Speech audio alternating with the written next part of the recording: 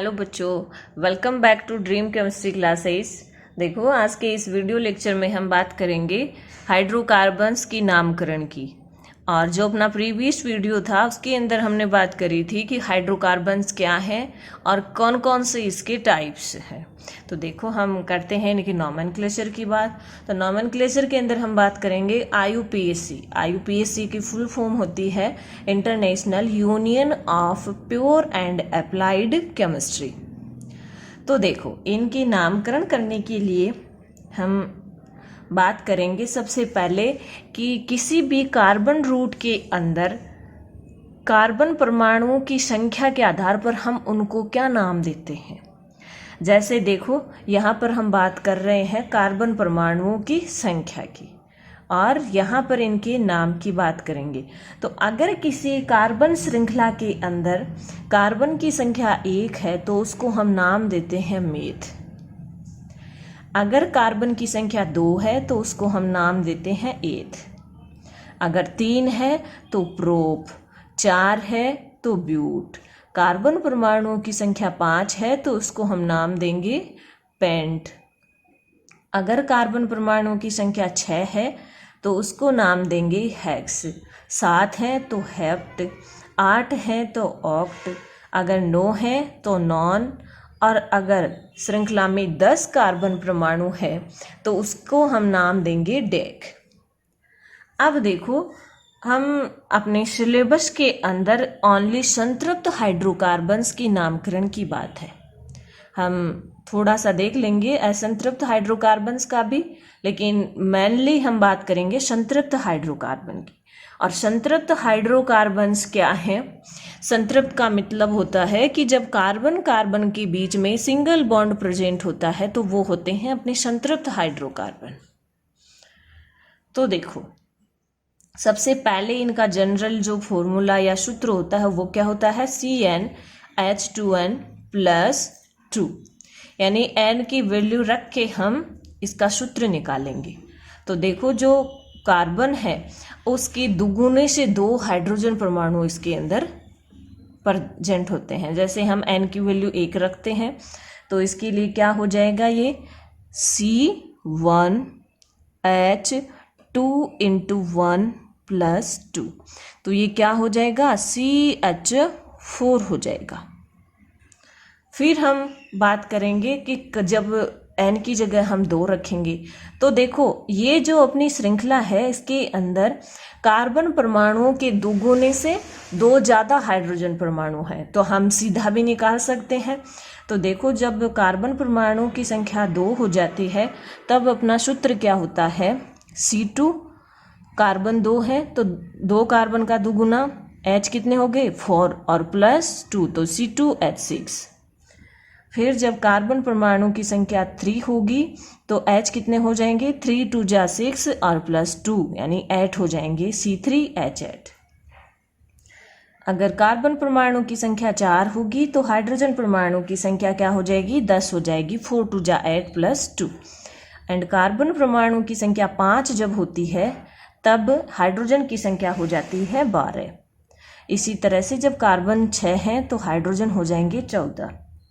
इसी तरह से कार्बन 7 है तो हाइड्रोजन 16, कार्बन 8 है तो हाइड्रोजन हो जाएंगे 18, कार्बन 9 है तो हाइड्रोजन 20, और अगर कार्बन 10 है तो हाइड्रोजन कितने हो जाएंगे?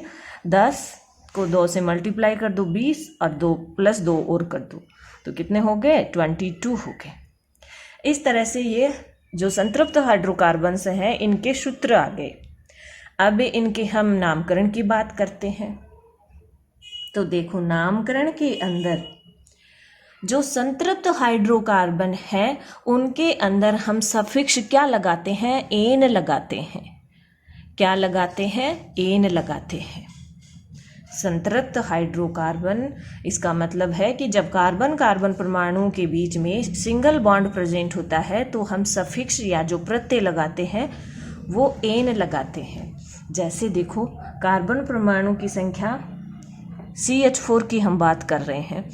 CH4 के अंदर कार्बन कितने हैं? एक कार्बन है। और जब कार्बन की संख्या एक है तो उस कार्बन श्रृंखला को हम क्या नाम देते हैं? मेथ नाम देते हैं। चूंकि अपना जो हाइड्रोकार्बन है वो सिंगल बॉन्ड वाला है, संतृप्त है, तो आगे क्या लगाएंगे? एन लगाएंगे।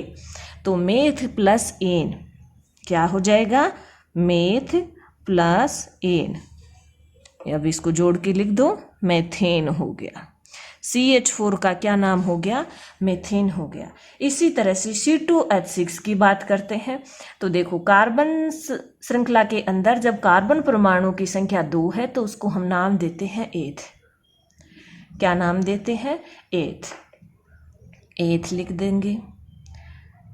प्लस सिंगल बॉन्ड प्रेजेंट है कार्बन कार्बन के बीच में, तो क्या लगाएंगे? आगे एन लगाएंगे।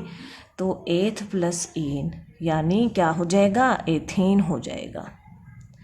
इसी तरह से जब कार्बन परमाणु की संख्या 3 है तो क्या नाम देंगे? प्रोप नाम देंगे। और आगे क्या लगाएंगे? एन। तो क्या नाम हो जाएगा? प्रोपेन नाम हो जाएगा। किसका? C3H8 का। अगर कार्बन परमाणु की संख्या 4 है तो उसको हम क्या नाम देते हैं? ब्यूट। क्या नाम देते हैं? ब्यूट। चूंकि कार्बन कार्बन के बीच में सिंगल बंध प्रेजेंट है तो आगे क्या लगा देंगे? एन। तो ब्यूटेन हो जाएगा। फिर बात करते हैं 5 कार्बन परमाणु की, तो उसको हम नाम देते हैं पेंट। तो क्या हो जाएगा? पेंट। और आगे लगा देंगे एन, तो पेंटेन। इसी तरह से आगे जब कार्बन परमाणु की संख्या 6 होगी तो उस श्रृंखला को हम नाम देते हैं हेक्स। चूंकि सिंगल बॉन्ड प्रेजेंट है तो एन आगे और लगा देंगे, तो क्या हो गया? हेक्सेन नाम हो गया। किसका? C6H14 का। जब कार्बन परमाणु की संख्या 7 होती है तो उसको हम हेप्ट नाम देते हैं। क्या नाम देते हैं? हेप्ट। और आगे एन और लगा देंगे तो हेप्टेन हो गया। इसी तरह से 8 कार्बन परमाणु की श्रृंखला को हम नाम देते हैं ऑक्ट। सिंगल बॉन्ड प्रेजेंट है तो ऑक्टेन। अगर 9 कार्बन परमाणु की संख्या है तो उसको हम नाम देते हैं नॉन। और आगे एन लगाएंगे तो क्या हो गया? नॉनेन। लास्ट है कि जब कार्बन परमाणु की संख्या 10 है तो उसको हम नाम देते हैं डेक। क्या नाम देते हैं? डेक। और सिंगल बंध प्रेजेंट है तो उसको बोलेंगे डेकेन। इस तरह से इनके नामकरण की बात होगी। अब हम बात करेंगे इनकी संरचना की कि किस तरह से हम इनकी संरचना को ड्रॉ कर सकते हैं। तो देखो, बहुत आसान है। सबसे पहली बात तो ये याद रखना कि कार्बन की वैलेंसी या कार्बन की संयोजकता कितनी होती है? 4 होती है। प्रत्येक कार्बन परमाणु की संयोजकता को हमें 4 ही करना है। अगर संयोजकता 4 आप रख देते हो तो लगभग संरचना सूत्र अपना सही ही जाएगा। तो देखो, फर्स्ट है मेथेन। क्या सूत्र है? CH4 है। तो एक कार्बन है और इसके पास में 4 हाइड्रोजन परमाणु हैं, तो वो इस तरह से, ये चारों हाइड्रोजन परमाणु इस तरह से लग जाएंगे। कार्बन की 4 वैलेंसी हैं जो कि क्या हो रही है? पूरी हो रही है। नेक्स्ट हम बात करेंगे कि C2H6 की। कार्बन परमाणु 2 हैं और हाइड्रोजन कितने हैं? 6 हैं। नाम क्या होता है इसका? एथेन। तो देखो, एथेन की संरचना हम किस तरह से बनाएंगे? एक कार्बन और ये दूसरा कार्बन। तो देखो, अब एक बात आपको हमेशा याद रखनी है कि हम बात किसकी कर रहे हैं? एल्केन की कर रहे हैं। एल्केन का नाम आते ही अपने माइंड में आना चाहिए कि कार्बन कार्बन के बीच में सिंगल बॉन्ड प्रेजेंट है। तो कार्बन कार्बन के बीच में हमने क्या शो कर दिया? सिंगल बॉन्ड शो कर दिया। कार्बन कितने हैं? 2। अब देखो, चाहे तो H6 हैं, वैसे 3-3 हाइड्रोजन लगा दो दोनों कार्बन पे, या हम ऐसे भी कर सकते हैं कि इन कार्बन की एक एक वैलेंसी ही पूरी हुई है, 3-3 वैलेंसियां फ्री हैं, तो इसको हम ऐसे शो कर सकते हैं। और इन वैलेंसी की जगह क्या आ जाएंगे? इधर हाइड्रोजन आ जाएंगे। हम अब सब में लगाएंगे नहीं। तो ये किसका संरचना सूत्र हो गया? एथेन का हो गया। ये लो, हाइड्रोजन कितने आ गए? दोनों कार्बन परमाणु पे 3-3 हाइड्रोजन परमाणु आ गए। वैलेंसी काउंट कर लीजिए, प्रत्येक कार्बन की 4 होनी चाहिए। 1 2 3 4, 1 2 3 एंड 4। ओके, नेक्स्ट बात करते हैं C3H8 या प्रोपेन की। तो देखो प्रोपेन के अंदर क्या होता है, कार्बन परमाणु कितने होते हैं, 3 कार्बन परमाणु है। तो देखो ये 3 कार्बन परमाणु किस तरह से रहते हैं, अब मैं यहाँ बना देती हूँ 1, 2 और 3 कार्बन परमाणु। अब 3 कार्बन परमाणु हैं, हाइड्रोजन कितने हैं, 8 हैं। तो देखो ये 8 हाइड्रोजन किस तरह से रहेंगे, प्रत्येक कार्बन की 4 वैलेंसी कर दो, अपने आप हाइड्रोजन व्यवस्थित हो जाएंगे। तो 1, 2, 3 और ये 4। इस कार्बन की देखो 2 वैलेंसी पूरी हो रही हैं, 2 फ्री हैं, ये लो। इसकी 1 वैलेंसी ही कार्बन के साथ पूरी हो रही है, 3 वैलेंसी फ्री हैं, तो ये शो कर दो। तो देखो हाइड्रोजन कितने आएंगे, 1, 2, 3, 4, 5, 6, 7, 8 ही हाइड्रोजन है इस तरह से। अब हम बात करेंगे C4H8 की। तो देखो जो अपना ब्यूटेन होता है, ब्यूटेन क्यों हुआ कि जब कार्बन परमाणु की संख्या 4 होती है तो उस श्रृंखला को हम ब्यूट नाम देते हैं, और सिंगल बंध प्रेजेंट है इसलिए एन लगा दिया, तो क्या हो गया, ब्यूटेन हो गया। तो देखो ब्यूटेन की संरचना किस तरह से बनाएंगे, कार्बन कितने हैं, 4 हैं, तो हम कार्बन को सीधी श्रृंखला में व्यवस्थित कर देंगे। अब प्रत्येक कार्बन की 4 वैलेंसी करने के लिए हम ये हाइड्रोजन दिखा देंगे इस तरह से। ओके, नेक्स्ट है कार्बन 5, इसका नाम क्या होता है, पेंटेन। तो देखो 1, 2, 3, 4, 5। अब प्रत्येक कार्बन की वैलेंसी को हम इस तरह से फिल कर देंगे, यहाँ पर क्या आ जाएंगे, सब जगह हाइड्रोजन आ जाएंगे।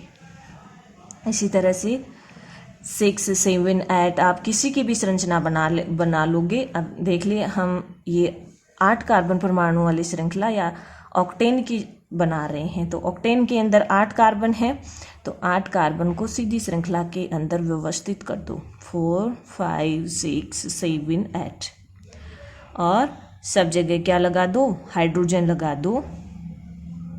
ये लो,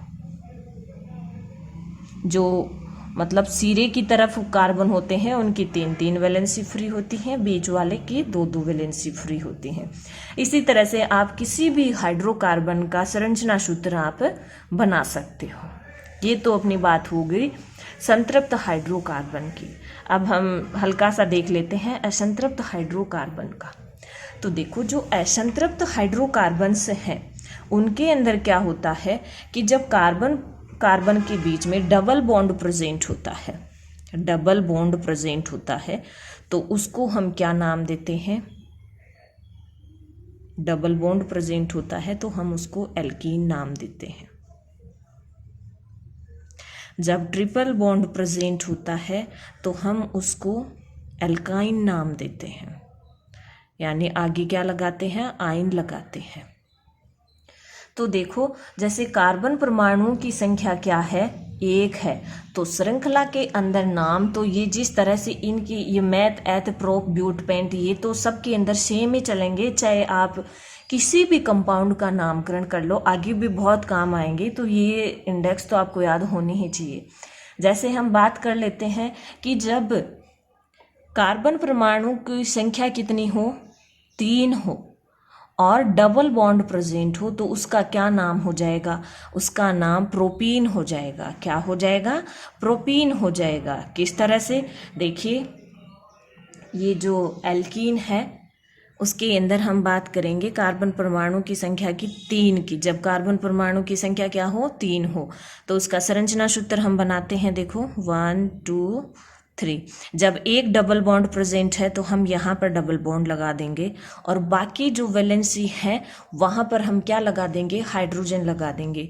तो देखो हाइड्रोजन इस कार्बन की देखो 1 और 2 वैलेंसी पूरी हो रही हैं और 2 वैलेंसी फ्री हैं, तो वहाँ पर हम हाइड्रोजन लगा देंगे। अब इस कार्बन की काउंट कीजिए, 1, 2 और 3 वैलेंसी फ्री मतलब फुल हो रही हैं, 1 वैलेंसी फ्री है, तो वहाँ पर हाइड्रोजन आ जाएगा। इसकी 1 हो रही है और तो शेष 3 जगह हाइड्रोजन आ जाएगा, और इसका नाम क्या हो जाएगा, देखो 3 कार्बन परमाणु हैं तो प्रोप, और डबल बॉन्ड प्रेजेंट है तो प्रोपीन। ओके। अगर हम बात करते हैं इस एल्काइन की, जब कार्बन परमाणु की संख्या कितनी है, 3 है, तो देखो कार्बन परमाणु की संख्या हम 3 किस तरह से व्यवस्थित करेंगे, 1 2 और 3। एल्काइन है, इसका मतलब है कि एक क्या है, कार्बन कार्बन के बीच में ट्रिपल बॉन्ड है। तो हम जैसे यहाँ पर लगा दें ट्रिपल बॉन्ड, यहाँ भी लगा सकते हैं, कोई फर्क नहीं आएगा उससे। तो देखो कार्बन कार्बन के बीच में क्या आ गया, ट्रिपल बॉन्ड आ गया। अब हम हाइड्रोजन लगाएं कि कितने हाइड्रोजन यहाँ पर आएंगे। तो देखो इस कार्बन की 3 वैलेंसी पूरी हो रही है, 1 2 3, तो यहाँ पर क्या आ जाएगा, हाइड्रोजन आ जाएगा। इस कार्बन की काउंट कीजिए, 1 2 3 और 4, चारों वैलेंसी फुल हो रही है, हाइड्रोजन नहीं आएगा। इस कार्बन को देखिए, एक वैलेंसी पूरी हो रही है और कितने हाइड्रोजन और आएंगे, 3 हाइड्रोजन और आएंगे। ये इसका संरचना सूत्र हो गया। कार्बन परमाणु 3 जब हो और ट्रिपल बॉन्ड हो, नाम क्या हो जाएगा, प्रोप आएगा। क्यों आएगा, क्योंकि कार्बन परमाणु 3 है, ट्रिपल बॉन्ड है तो आइन आ जाएगा, तो प्रोपाइन हो जाएगा। इसी तरह से कार्बन परमाणु जब 4 होंगी तो ब्यूटाइन, पेंटाइन, इस तरह से। और डबल बॉन्ड वाले में क्या हो जाएगा, जब कार्बन परमाणु की संख्या क्या होगी, 4 होगी, तो क्या हो जाएगा, ब्यूटीन हो जाएगा। इसी तरह से पेंटीन, हेक्सीन, हेप्टीन, इस तरह से ये नॉमेनक्लेचर चलते हैं हाइड्रोकार्बन्स के। आप इस इंडेक्स को याद करिए, और अगर आपको ये वीडियो पसंद आता है तो आप इसको लाइक और शेयर करें, और जो अपना चैनल है ड्रीम केमिस्ट्री क्लासेज उसको सब्सक्राइब करें ताकि लेटेस्ट वीडियो का नोटिफिकेशन आप तक पहुंच सके। Thank you.